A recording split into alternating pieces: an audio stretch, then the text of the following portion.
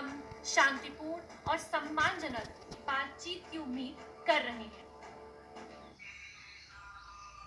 देखिए, इसलिए हम बार-बार कह रहे हैं कि खाते भारत भारत का है और गीत जो है वो चीन के गाते हैं। देखिए, मनीषा कोइराला को स्टारडम भी यहीं से मिला। मनीषा कोइराला को जो भी कुछ है आज मनीषा कोइराला दुनिया में, उनकी जो पहचान है वो भारत की फिल्म इंडस्ट्री की वजह से है। लेकिन मनीषा कोइराला का ये ट्वीट जो है वो दिल दुखाने वाला है। भारत में रहकर भारत से रोजी रोटी कमाने वाले अब ऐसे विवादास्पद नक्शे पर ट्वीट करके चीन को पार्टी बनाने की कोशिश में जुटे हुए। तो चीन के इशारे पर क्या मनीषा कोइराला कर रही है एक्टिंग? देखिए, पिछले कई दिनों से चीन के इशारे पर नेपाल की तरफ से जो बयान आ रहे थे वो अच्छे नहीं थे। नेपाल की तरफ से कल एक बयान दिया गया कि दरअसल जो वायरस है वो चीन की तरफ से जो आया वो अलग था, भारत की तरफ का जो वायरस था वो अलग था। ये वो मैप है जो नेपाल की कैबिनेट ने पास किया था। इस मैप में दो इलाके, खासतौर पर काला पानी और लिम्पू लेक को नेपाल ने अपने हिस्से का बताया और इस बात का समर्थन कर रही है मनीषा कोइराला। आपको बता दें कि नेपाल के प्रधानमंत्री केपी शर्मा ओली ने इतना विवादित बयान दिया कि बोलते बोलते वो ये भी बोल गए कि चीन की तरफ से जो वायरस आया वो सॉफ्ट वायरस था, जो भारत से वायरस आया वो हार्ड वायरस है। यानी चीन से जो केसेस नेपाल आए वो लोग तो जल्दी ठीक हो गए, लेकिन भारत वाले ठीक होने का नाम नहीं ले रहे। देखिए, अब अगले नेपाल के पीछे कौन है ये हम कहानी आपको बता देते हैं। कोरोना फैलाने के लिए दुनिया के निशाने पर आया चीन अब भी हरकतों से बाज नहीं आ रहा है। ड्रैगन एक तरफ भारत के साथ अच्छे संबंधों की वकालत करता है, वहीं दूसरी तरफ भारत को घेरने की साजिश रच रहा है। चीन ने इस साजिश का मोहरा बनाया है नेपाल को। नेपाल के साथ हमारे संबंध हमेशा दोस्ताना रहे, लेकिन अब नेपाली पीएम के बयानों से लग रहा है जैसे नेपाल चीन को खुश करने के लिए भारत पर हमले कर रहा है।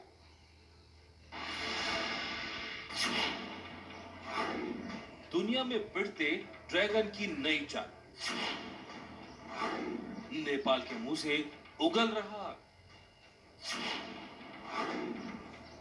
मोहरे के जरिए कर रहा वार। नया विवाद पैदा हो रहा है नेपाल के पीएम केपी शर्मा ओली के बयान से। उन्होंने दावा किया है कि कोरोना वायरस चीन से नहीं भारत से फैला है। बयान ऐसा है जिसे सुनकर भारत ही नहीं WHO के एक्सपर्ट भी माथा पीट लेंगे। अहिलेसम्म हेर्दाखेरि वुहानबाट संक्रमित भएर आएको अलिक नरम देखिएको थियो। इटालीबाट आएको पनि अलिक नरमै देखिया थियो। दुबईबाट आएको पनि अलिक नरमै देखिया थियो।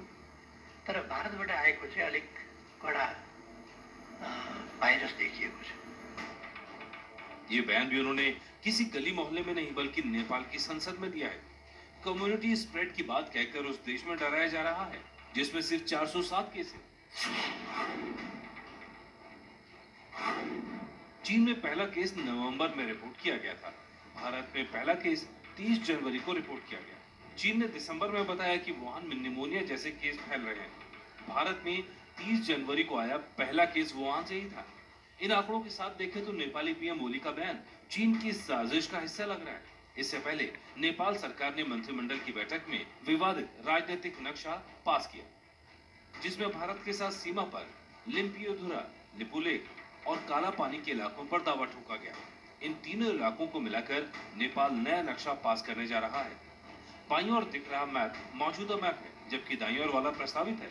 दाईं तरफ वाले मैप में बिल्कुल बाईं तरफ एक नोक सी दिखाई दे रही है, जहां पर तीनों इलाके स्थित हैं, जिन पर नेपाल विवाद खड़ा कर रहा है। भारत सरकार का दावा है कि काला पानी पर जो नया सड़क मार्ग बनाया है वो पूरी तरह भारतीय सीमा में है, लेकिन नेपाल ने मामले को सुलझाने की बजाय बढ़ाना शुरू कर दिया। इस बीच इस मामले में शांति दूत के रोल में उतर आया है चीन। एक सवाल के जवाब में चीन के विदेश मंत्रालय के प्रवक्ता झाओ लिजियान ने कहा,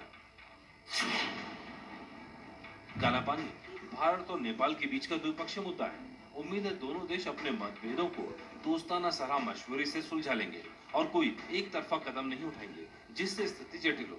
नेपाल में कम्युनिस्ट पार्टी की सरकार है जो चीन के इशारों पर काम करती है। कोरोना फैलने के मुद्दे पर चीन संकट में है। अमेरिकी राष्ट्रपति तो कोविड-19 को चीनी वायरस कहकर चीन से सारे संबंध तोड़ने की धमकी दे रहे हैं।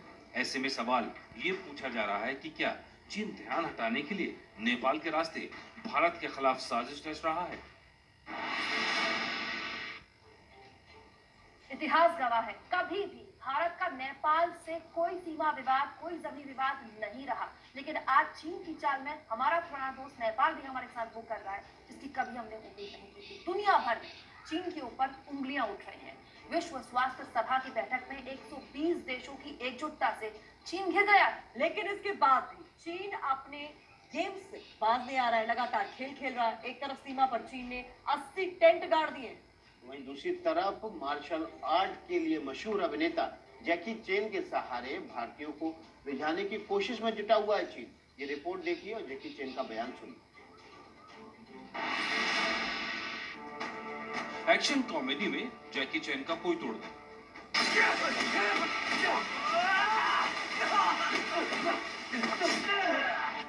अब जैकी चैन को हथियार बनाकर उतारा है चीन। Namaste. Hello, I'm Jackie Chan. I would like to send my love and wishes to everyone in India. I know we're all facing a very difficult time right now.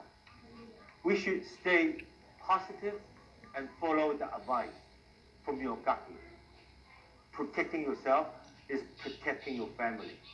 Stay strong, stay safe.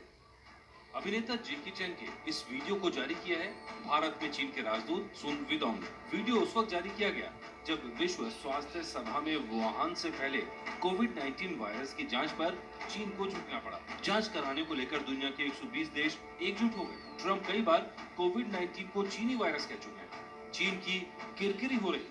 इसी के मद्देनजर जैकी चैन को उतारकर image सुधारने की कोशिश की जा रही है। लेकिन सवाल ये कि जब एक तरफ सीमा पर ड्रैगन अपने डर्टी गेम से बाज नहीं आ रहा, तो उसकी इमेज कैसे सुधरेगी? इस बार चीन ने सारी सीमाएं लांघते हुए गैलवान घाटी में ही तंबू गाड़ दिए। सूत्रों के मुताबिक अक्साई चीन से सटे हुए गैलवान घाटी में चीनी सेना ने करीब 80 टेंट गाड़ लिए हैं। स्थिति की गंभीरता को देखते हुए भारतीय सेना ने भी इस इलाके में अपने सैनिकों की तादाद बढ़ाकर अपनी तैनाती मजबूत कर ली है।